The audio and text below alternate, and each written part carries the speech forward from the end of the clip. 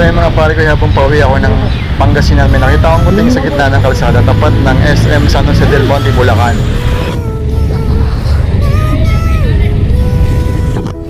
Sige lang mo.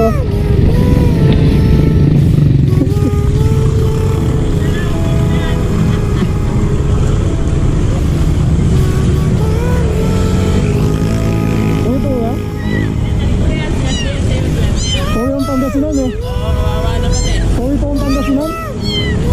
Pauwi ang Pangasinan eh. Kawawa pa naman. Ikaw.